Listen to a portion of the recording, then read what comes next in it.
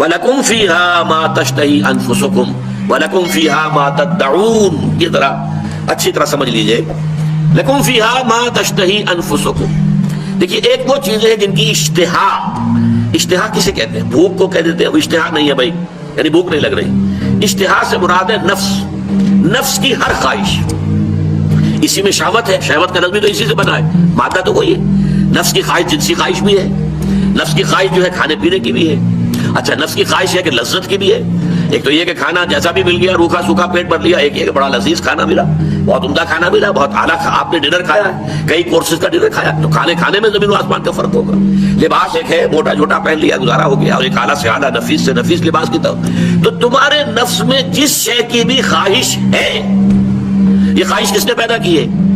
اللہ نے پیدا کی. ہی نوز اٹ. تو اس نے اس جنت میں تمہاری نفسانی خواہشات کی بھرپور تسکین کا پورا سامان فراہم فرما دیا ہے. وہاں جاؤ گے تو جو تمہارے نفوس کے اندر جس شے کی طلب ہے، جو اللہ جانتا ہے، اس نے اس سب کی تسکین، گریٹیفیکیشن، بھرپور تسکین کا سامان فراہم کر دیا ہے. یہ ہے معنی لکم فیہا ما تشتہی انفسکم. تمہارے نفس جو چاہیں گے. اچھا ایک اعتبار سے یہ تمام انسانوں میں مشترک ہے. یہ ساری چیزیں عام آدمی ہو، خاص ہو، عالم ہو، عامی ہو، سب کے اندر یہ چیزیں موجود، کس کے اندر نہیں. لیکن اس سے اگلی بات جو ہے وَلَكُمْ فِيهَا مَا تَدَّعُونَ، اس سے آگے یہ کہ تمہیں وہاں سب کچھ ملے گا جو مانگو گے. یہ مانگنا جو ہے یہ ڈیپینڈ کرتا ہے آپ کے لیول آف کانشسنس پر. بچہ کیا مانگتا ہے؟ میں نے کئی دفعہ لطیفہ سنایا ہے. ہمارے ڈاکٹر یقین صاحب شاید موجود بھی ہوں یہاں. انہوں نے بتایا تھا کہ ایک دفعہ یہ انگلینڈ جا رہے تھے تو ان کی چھوٹی سی بچی تھی. اس نے کہا کہ ابا جان میرے لیے ایک پینسل لے کے آئیے. اب انگلینڈ سے اس نے پینسل کی فرمائش کی ہے، اس لیے کہ اس کا ایک چھوٹا سا ذہن ہے. وہ چھوٹے سے ذہن میں یہ ہوتا ہوگا اپنے بڑے بہن بھائیوں کی پینسل لیتی ہوگی اور وہ غصے میں آتے ہوں گے تم نے کیوں اٹھائی ہے. انہوں نے کہا میری ایک اپنی پینسل ہو تو ابا جان وہاں سے آپ آئیں گے تو میری پینسل لے کر. یہ اس کی ذہنی سطح کے مطابق اس کی طلب ہے. آپ بڑھتے جائیے بڑھتے جائیے بڑھتے جائیے بڑھتے جائیے تو آپ کی ذہنی سطح جتنی بلند ہوگی اسی اعتبار سے آپ کی ڈیمانڈ تدعون، ڈیمانڈ جو ڈیمانڈ کرو گے، جس چیز کا آرڈر کرو گے، جیسے آپ ریسٹورانٹ میں بیٹھ کر آرڈر دیتے ہیں فلاں چیز فلاں چیز فلاں چیز، جو مانگو گے حاضر کر دیا جائے گا. یہ ہے در حقیقت اس نعمتوں کا تذکرہ. لکم فیہا ما تشتہی انفسکم ولکم فیہا ما تدعون. آخری جملہ یہ نوٹ کر لیجئے، اس میں جو آخری طلب ہو سکتی ہے انسان کی، اور وہ یہ صرف یہ ہوگی اللہ کا دیدار. آخری شے جنت میں جو آخری نعمت ملے گی وہ اللہ تعالیٰ کا براہ راست دیدار. اس سے بڑی نعمت اور کوئی نہیں. اس سے کمتر پر کچھ ہوں گے اللہ کے بندے جس کے کمتر پر راضی نہیں ہوں گے. کھانا پینے کی چیزیں اور یہ لذتیں اور یہ لذتیں یہ اپنی جگہ پر ہیں، لیکن ان کی خواہش جو ہوگی اصل اور انہیں جو تسکین حاصل ہوگی وہ اس سے ہوگی کہ اللہ تعالیٰ کا دیدار انہیں حاصل. عبادت کی روح ہے، عبادت کا مغز ہے. جیسے ہڈی، اس میں سے آپ نے وہ گلی کھینچ لی باقی پھینک دی. محض قرآن مغزہ برداشت ہے، استخاں پیش سگا انداختے. تو یہ جو مغز ہے، عبادت روح ہے، جوہر ہے، مغز ہے. دعا مغز ہے عبادت، بلکہ یہ بھی الدعاء هو العبادہ. اور کچھ افعال ایسے ہوتے ہیں کہ جو عبادت کے اظہار کے لیے ہوتے ہیں، تعظیم کے اظہار کے لیے. قنوت ہے، ہاتھ باندھ کر اور سر کو قدرے جھکا کر کھڑے ہونا. رکوع ہے، سجود ہے. اور پانچویں چیز عبادت میں اخلاص. کوئی ریاکاری نہ ہو، کوئی کسی کو دکھانا مقصود نہ ہو، کوئی اپنی شہرت مطلوب نہ ہو، کوئی اپنے زہد و تقویٰ کا اشتہار دینا مطلوب نہ ہو. اخلاص. اب ان 5 حوالوں سے میں آپ کے سامنے شرک فی العبادت کیا ہے. 2 سب سے بڑی چیزیں اطاعت اور محبت، جن سے مل کر عبادت وجود میں آئی. 3 اس کے ضمیر میں ہیں، دعا، کچھ افعال یا حیتیں جسم کی، اور اخلاص. اب دیکھیے شرک فی العبادت کی یہ شکل، شرک فی الاطاعت، وہ کیا ہے؟ اللہ کے سوا کسی اور کی اطاعت جس سے اللہ کی معصیت لازم آتی ہو، شرک. لا طاعت لمخلوق فی معصیت الخالق. مخلوق میں سے کسی کی اطاعت نہیں ہوگی کہ اس معاملے میں جس میں خالق کی معصیت لازم آ رہی. ہاں، خالق کے احکام کے اندر والدین کا حکم بھی مانو، اطاعت کرو. اساتذہ کا حکم مانو، کسی اور کو اپنا لیڈر مانا، اس کا حکم مانو، لیکن ناٹ بیونڈ. وہ جو سرکل ہے کتاب و سنت کا، اس سے باہر نہیں. لا طاعت لمخلوق فی معصیۃ الخالق، یہ آپ الجبرے کے فارمولے کے طور پر اپنے سامنے رکھیے. اب اسے اپلائی کیجئے جیسے فارمولوں کے ذریعے سے پھر بڑے بڑے وہ سم جو ہے وہ حل کیے جاتے تھے سوالات. صبح کا وقت ہے، آنکھ بھی کھلی ہے، کوئی اذان کی آواز بھی کان میں آئی ہے. آپ کا نفس کہتا ہے ابھی سو جی. آپ نے اپنی چادر یا کمبل کو درست کیا اور کروٹ لی اور سو گئے. یہ کیا ہے؟ آپ نے کس کا حکم پیچھے پھینکا اور کس کا حکم مانا؟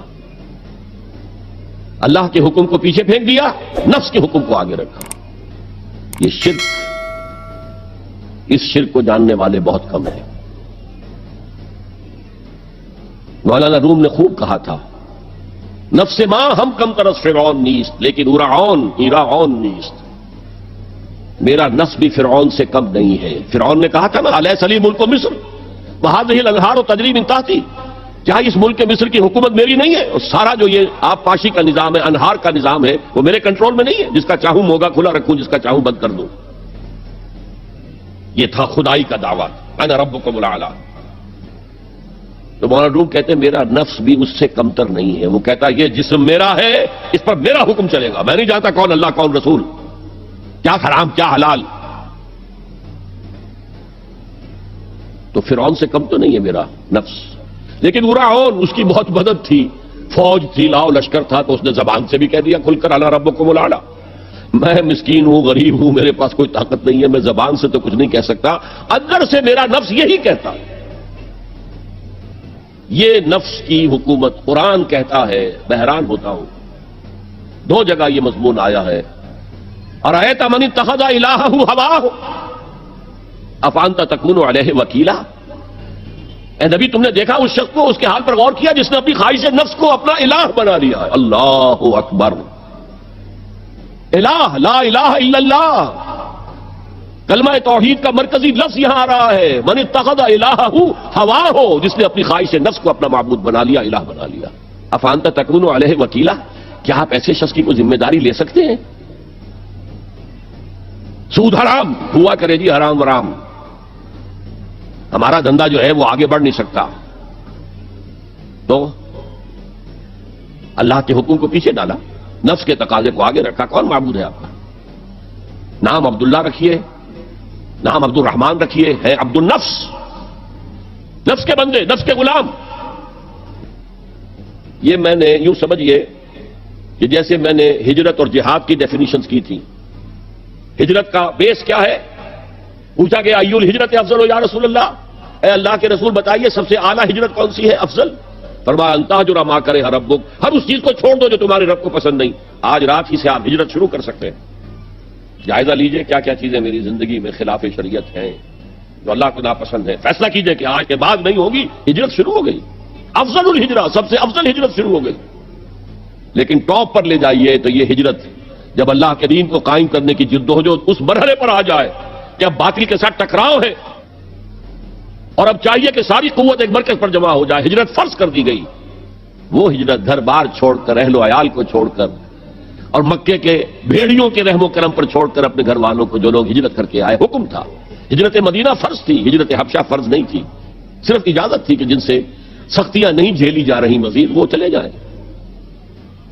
تو ہجرت کا یہ ابتدائی نقطہ، انتہا یہ. جہاد، المجاہد من جاہد نفسہ، جہاد تو یہاں سے شروع ہو گیا، اپنے نفس کے خلاف جہاد کرنا. صبح نفس نے کہا ابھی سو جاؤ، آپ نے نفس کی بات کو رکھ کیا، اپنا کمبل اٹھا کے پھینکا، اٹھے، وضو کیا، نماز کے لیے آپ مسجد چل دیے. آپ نے جہاد کیا نفس کے خلاف. یہ افضل الجہاد ہے. اور سب سے چوٹی اوپر یہ ہے کہ جب وہ حق و باطل کی جنگ ہو تو جان ہتھیلی پر رکھ کر میدان میں حاضر ہو جاؤ. اسی طرح یہ جو شرک فی الاطاعت ہے، میں نے آپ کو اس کی ابتدا بھی بتا دی انفرادی سطح پر. افرأیت من اتخذ الہہ ہواہ افانت تکون علیہ وکیلا. کیا تم نے غور کیا اس شخص کی حالت پر جس نے اپنی خواہش نفس کو اپنا معبود بنا لیا، الہ بنا لیا، کہہ رہا ہے لا الہ الا اللہ، لا الہ الا اللہ، لیکن الہ تو اس کا نفس ہے. اب اس کو انتہا پر لے جائیے. عہد حاضر کا سب سے بڑا شرک، سب سے بڑا شرک، سب سے بڑا شرک عوامی حاکمیت کا تصور ہے. حاکم اللہ کے سوا کوئی نہیں، ان الحکم الا للہ. ظاہر بات ہے فرعون نے اگر دعویٰ کیا تھا میں تمہارا خدا ہوں انا ربکم الاعلی، تو کیا اس کا مطلب یہ تھا کائنات میں نے پیدا کی ہے، تمہیں میں نے پیدا کیا؟ ذرا سوچئے، کیا وہ بزرگ موجود نہیں ہوں گے جنہوں نے اسے دیکھا ہو کہ آج اس کی ولادت ہوئی تھی، کل اس کی کوئی اور سیریمنی ہوئی تھی؟ یہ کیسے دعویٰ کیا تھا؟ میرا حکم چلے گا، میں نہیں جانتا، علیہ سلیم ملک مصر کی حکومت میری ہے کہ نہیں؟ یہ دعویٰ تھا، یہ خدائی کا دعویٰ ہے۔ کسی زمانے میں وہ فرد ہوتے تھے، نمرود ہوتے تھے، نماردہ، فراعنہ۔ جمال عبد الناصر نے نعرہ لگایا تھا نحن ابناء الفراعنہ، بڑے فخر کے ساتھ ہم فرعونوں کی اولاد ہیں۔ اور صدام نے لگایا تھا نعرہ نحن ابناء النماردہ، ہم نمرودوں کی اولاد ہیں۔ عراق کے بادشاہوں کا لقب نمرود تھا اور مصر کے بادشاہ فراعنہ تھے، فرعون تھے۔ زمانے کا جب ارتقا ہوا ہے اور اس میں فیصلہ کن کام جو ہے وہ حضور نے صلی اللہ علیہ وسلم، جب حضور کی حیات طیبہ کے بعد خلافت انفرادی سے اجتماعی ہو گئی۔ جب تک نبوت جاری تھی نبی ہی خلیفہ ہوتا تھا اللہ کا، اس کی ہاٹ لائن اللہ کے ساتھ وحی کی لگی ہوئی ہے، ادھر سے حکم آتا ہے وہ امپلیمنٹ کرتا ہے، جہاں اس کا حکم نہیں ہے وہ اپنا بیسٹ ججمنٹ استعمال کر کے فیصلہ کرتا ہے۔ یہی ہے وائس جرنسی، یہی ہے خلافت، ایسنس آف خلافت یہی ہے۔ جیسے وائس رائے دلی میں ہوتا تھا، ہمارا بادشاہ یا ملکہ تو انگلستان میں ہوتے تھے۔ اب جو ہز میجسٹیز گورنمنٹ یا ہر میجسٹیز گورنمنٹ سے حکم آیا، وائس رائے اس میں کوئی تغیر و تبدل نہیں کر سکتا، he has to implement it as such. جہاں کوئی حکم نہیں ہے تو وہ مقام پر بیٹھا ہے، آن دی اسپاٹ ہے، حالات کو دیکھے اور جو مملکت اور کنگڈم کی مصلحت میں سب سے بہتر نظر آئے وہ فیصلہ کر لے۔ لیکن حضور پر نبوت ختم تو خلافت کلیکٹو ہو گئی، خلافت المسلمین۔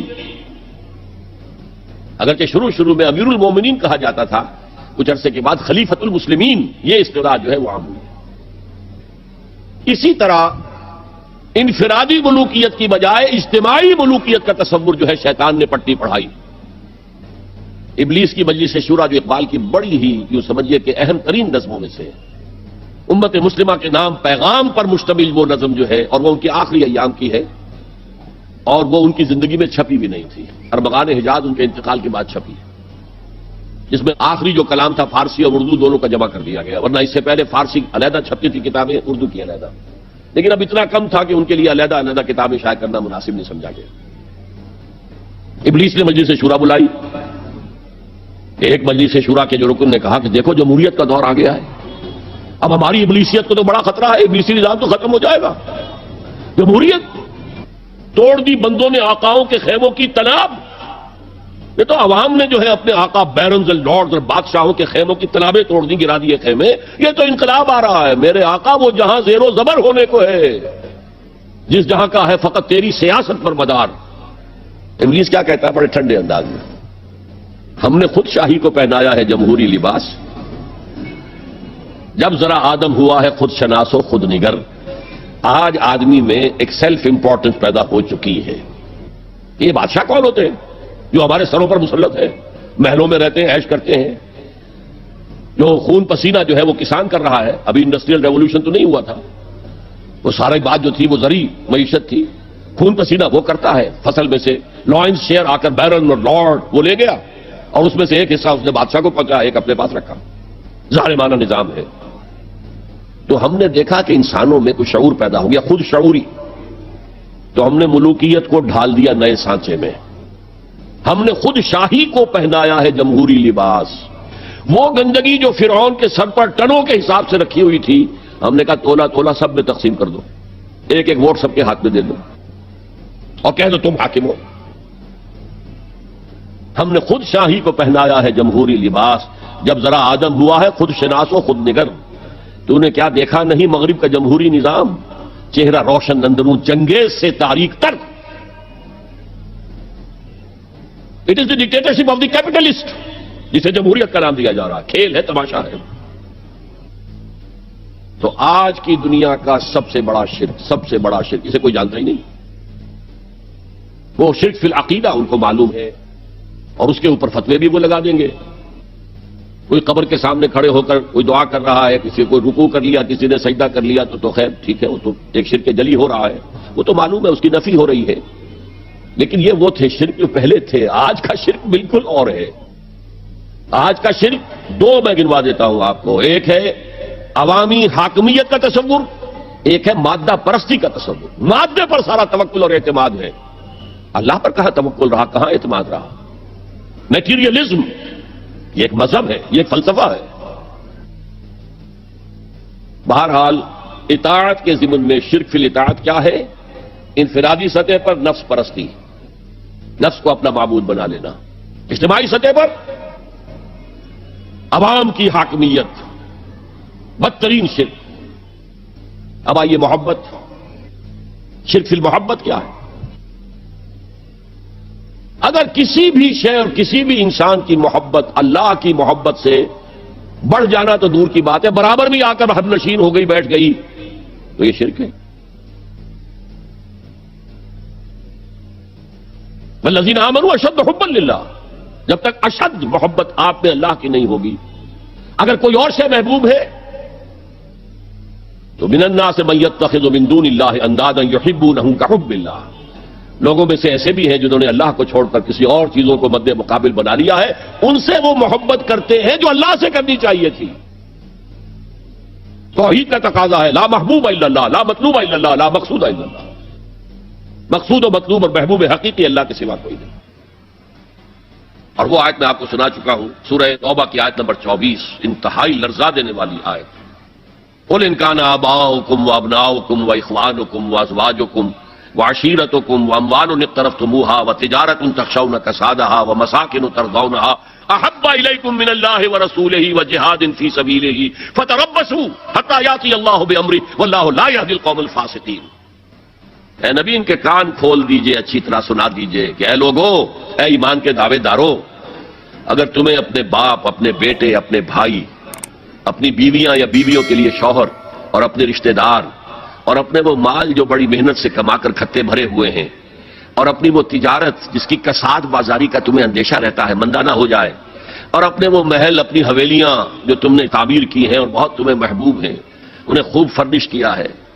اگر یہ 8 چیزیں محبوب تر ہیں اللہ سے اور اللہ کے رسول سے اور اللہ کی راہ میں جہاد سے, تو جاؤ دفعہ ہو جاؤ, وہاں بیٹھ کر انتظار کرو یہاں تک کہ اللہ اپنا فیصلہ سنا دے. اور اللہ ایسے فاسقوں کو کبھی ہدایت نہیں دے گا. 8 چیزیں. اقبال نے بہت خوب کہا ہے, یہ مال و دولت دنیا, یہ رشتہ و پیوند. 5 قریب ترین رشتے آ گئے, باپ, بیٹا, بھائی, زوجین اور رشتہ دار. رشتہ و پیوند یہ جوڑنے والا. اور مال و دولت دنیا کی 3 شکلیں آ گئی. دولت جو آپ اپنی بیلنس شیٹ کو دیکھ دیکھ کر آپ اس پہ خوش ہوتے ہیں, اب ہمارے ایسٹس کی یہ قیمت ہو گئی ہے اب. اور وہ مکانات جو آپ نے بنائے ہیں بڑے محبوب ہیں, اور ایسے بنائے ہیں, قرآن مجید میں آتا ہے لعلکم تخلدون, ایسے بنا رہے ہیں جیسے تمہیں ہمیشہ رہنا ان مکانوں کے اندر. اور وہ کاروبار جن میں تمہیں اندیشہ رہتا ہے کہ کہیں کساد نہ ہو جائے, کوئی ڈپریشن نہ آ جائے. یہ 8 چیزیں. یہ مال و دولت دنیا 3, یہ رشتہ و پیوند. بتان وہم و گمان لا الہ الا اللہ, یہ سب وہم و گمان کے بت ہیں جن کی پرستش میں تم لگے ہوئے. ان سب کی پرستش چھوڑو تو لا الہ الا اللہ کا حق ادا ہوگا. اب اس اصول کو بھی اپلائی کرنا شروع کیجئے. آئیے انڈیویجول لیول پر. دولت کی محبت, اگر آپ کو دولت کی محبت آمادہ کرتی ہے کہ اللہ کے حدود کو پامال کریں, حرام ذرائع استعمال کریں, دولت آنی چاہیے, حلال سے ہو, حرام سے ہو, جائز ہو, ناجائز سے ہو, بائی ہک اور بائی کروک دولت آنی چاہیے, تو آپ کی محبوب حقیقی کون ہوئی؟ دولت. یہ دولت آپ کی معبود ہے. کون بڑے سے بڑا موحد اس شرک کا احساس رکھتا ہے؟ اور حضور نے اس قدر کلیئر فرمایا ہے, تعس عبد الدینار و عبد الدرہم, ہلاک ہو گیا یا ہلاک ہو جائے. یہ کلام خبریہ ہے یا یہ بد دعا ہے؟ تعس عبد الدینار و عبد الدرہم, درہم و دینار کا بندہ ہلاک ہو جائے. نام عبد الرحمن ہے, حقیقت میں عبد الدینار ہیں, عبد الدرہم ہیں. درہم و دینار آنے چاہیے, جائز سے یا ناجائز سے, حلال سے یا حرام سے, صحیح سے یا غلط سے, بھائی ہک اور بھائی کرو. تو معبود کون ہوا؟ ہمارے ہندو بھائیوں نے کیا کیا؟ لکشمی دیوی دولت کی دیوی ہے, اس کی پوجا کرتے کس لیے؟ مطلوب کیا ہے؟ دولت. اس کی پوجا وہ خوش ہو جائے تو دولت ملے گی. ہم نے کہا ہٹاؤ جی اس دیوی کو بیچ میں سے، ہم براہ راست ہی پوج لیں گے. بس یہی تو فرق کیا ہے نا. عبد الدینار و عبد الدرہم، یہ ہے انفرادی سطح پر شرک فی المحبت، جو روح عبادت ہے، جو عبادت کی جان ہے، محبت، غایت الحب ما غایت الذل والخضوع. اور ٹاپ پر لے آئیے، آج کی دنیا اجتماعیت کے میدان میں اگرچہ اب زمانہ بدل رہا ہے، لیکن تقریباً 1 صدی سے نیشن سٹیٹس، وطن کی بنیاد پر قومیت، وطن محبوب ترین شے، جو شے میرے وطن کے لیے صحیح ہے وہ میں کروں گا، چاہے وہ غلط ہو، وہ حرام ہو، اللہ کے قانون کے خلاف ہو، لیکن میرے وطن کے لیے ہوگا. وطن زندہ باد. یہ وطن پرستی ہے. اس وطن پرستی کے مذہب کی ایک نماز بھی ہے. ترانہ ہو رہا ہے تو کھڑے ہو جاؤ. قنوت، کھڑے ہو جانا عبادت کا حصہ ہے. اس کا جھنڈا سلامی دو. یہ وطن کے معبود کے ریچولز ہیں، مذہب وطنیت. اسی لیے اقبال نے کہا تھا، اس کو سمجھا نہیں کسی نے بھی، اس دور میں میں اور ہے جام اور ہے جم اور، ساقی نے بنا کی روش لطف و ستم اور، تہذیب کے آزر نے ترشوائے صنم اور. آج کا صنم، آج کا بت کون ہے؟ تہذیب کے آزر نے ترشوائے صنم اور، مسلم نے بھی تعمیر کیا اپنا حرم اور. ان تازہ خداؤں میں بڑا سب سے وطن ہے، جو پیرہن اس کا ہے وہ مذہب کا کفن. خدا پرستی، یہ وطن کی لکیر سے تم اور ہو گئے، میں اور ہو گیا. لکیر، انسانیت منقسم. جو تمہارے وطن کے لیے ٹھیک ہے وہ تم کرو گے، چاہے وہ اخلاقاً غلط ہو، اور جو میرے وطن کے لیے ٹھیک ہے وہ میں کروں گا، چاہے اخلاقاً غلط ہو. یہ کون سا دین ہے؟ یہاں تو وطن تمہارا معبود بن گیا. پاکستان میں بڑا شور اٹھا تھا جب میں نے کہا تھا کہ جھنڈے کو سلامی دینا شرک ہے اور ترانے کے وقت کھڑا ہو جانا شرک ہے. اور میں کبھی بھی تقریبات میں جاتا ہوں، اقبال ڈے ہو رہا ہے، کچھ اور ہو رہا ہے، میں ان تقریبات کا مقرر نہیں ہوں، لیکن جب بہت زور دیتے چلا جاتا ہوں. لیکن وہاں ترانہ پڑھا جاتا میں بیٹھا رہتا ہوں، میں کھڑا نہیں ہوتا. اور اس پر چیمیں گوئیاں ہوتی ہیں اخبارات کے اندر. لیکن میرے نزدیک یہ وطن کی نماز پڑھ رہے ہو تمہارا یہ قنوت اور وطن کا ترانہ، اس میں حمد ہو رہی ہے وطن کی. یہ کیا ہے؟ آج کے دور کا بدترین شرک، شرک فی المحبت. آگے چلیے، شرک فی الدعاء. کسی کو مت پکارو کسی مدد کے لیے سوائے اللہ. وَأَنَّ الْمَسَاجِدَ لِلَّهِ فَلَا تَدْعُوا مَعَ اللَّهِ أَحَدًا. اللہ کے ساتھ، یعنی ایک تو یہ کہ اللہ کو چھوڑ کر کسی کو پکارنا، ایک ہے اللہ کے ساتھ پکارنا، اللہ کو بھی پکارنا، اوروں کو بھی پکارنا. بدترین شرک ہے. دعا اللہ کے لیے، ندا اللہ کے لیے. اس کا بھی ذرا میں تجزیہ کر دوں. آپ دیکھیے، ایک ہے عام مادی قوانین دنیا کے جو ہے اس کے تحت کسی سے مدد چاہنا. الدعاء مخ العبادہ، الدعاء هو العبادہ. دعا جو ہے وہ عبادت کا جوہر ہے، عبادت کی روح ہے. بلکہ یہ کہ اصل عبادت جو ہے وہ دعا ہی ہے. لہذا توحید سے دعا کیا ہے؟ لا تدعو مع اللہ احدا. اللہ کے ساتھ کسی اور کو مت پکارو. یہ سورہ جن کی آیت ہے. یعنی یہ ہے کہ ایک تو یہ کہ آپ اللہ کو پکار ہی نہیں رہے اپنے دیویوں کو، دیوتاؤں کو، اپنے لات کو، عزا کو، منات کو، حبل کو، وہ تو اور دور کی بات ہو گئی. ایک ہے شرک فی الدعاء، اللہ کو بھی پکار رہے ہیں اور کسی اور کو بھی پکار رہے ہیں. اب وہ کوئی اولیاء اللہ بھی ہو سکتے ہیں، کوئی ملائکہ ہو سکتے ہیں، کوئی انبیاء کی ارواح ہو سکتی ہیں. کسی کو پکارنا کسی کا بھی ہوگا. دعا لا تدعو مع اللہ احدا.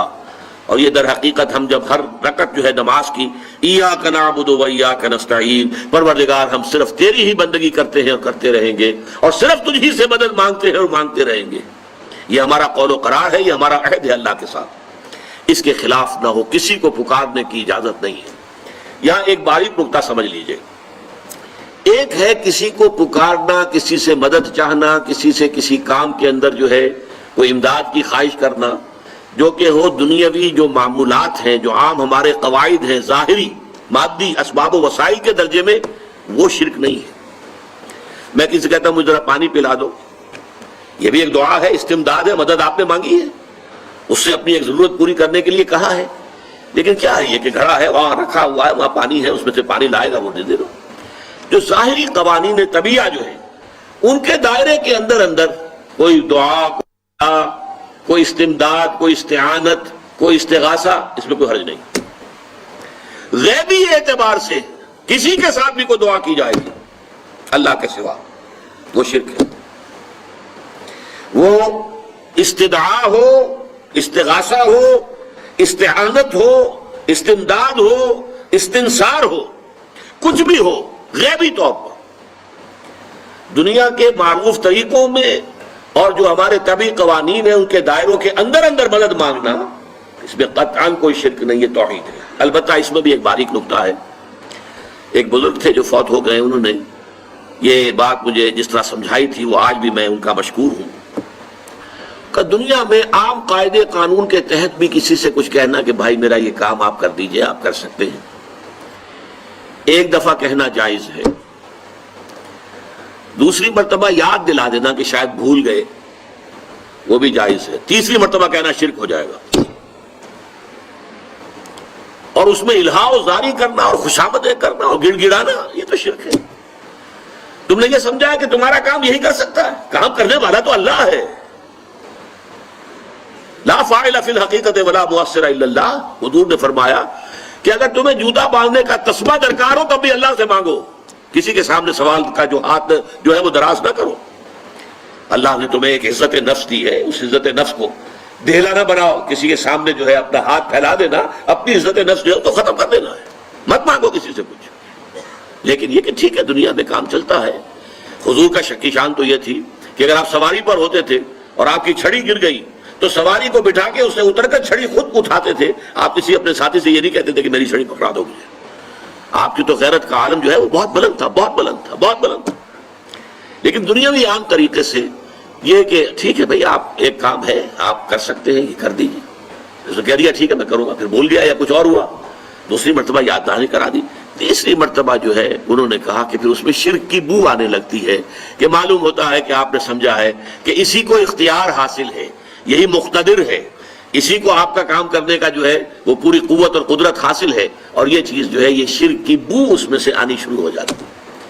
لیکن یہ ہے معاملہ سارا جو اسباب عادیہ کے تحت، اس سے ماورا آپ کسی کو نہیں پکار سکتے۔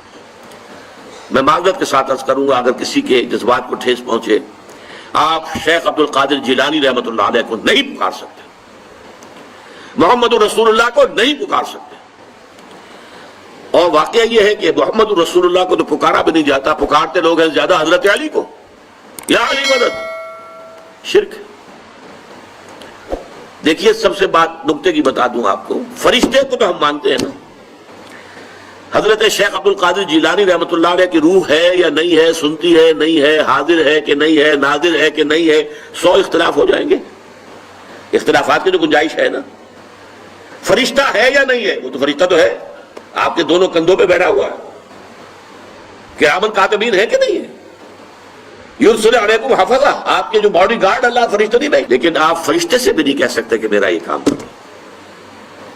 فرشتے کے وجود پہ تو کوئی شک نہیں ہے، یا جبرائیل میرا یہ کام کرو، قطعاً نہیں، غلط، شرک۔ لا تدعوا مع اللہ احدا، اللہ کے سوا پکارنا کسی کو نہیں ہے، دعا کسی سے نہیں ہے، استغاثہ کسی کا نہیں ہے، استعانت کسی سے نہیں ہے، استمداد کسی سے نہیں ہے، استنصار کسی سے نہیں ہے سوائے اللہ کے۔ السلام علیکم ناظرین، ڈاکٹر اسرار احمد کے مزید بیانات سننے کے لیے آپ ہمارے چینل اسلامک ایلیویٹڈ کو سبسکرائب کریں اور بیل آئکن بٹن کو پریس کر دیں تاکہ ہر نئی ویڈیو آنے والی آپ تک سب سے پہلے پہنچ سکے۔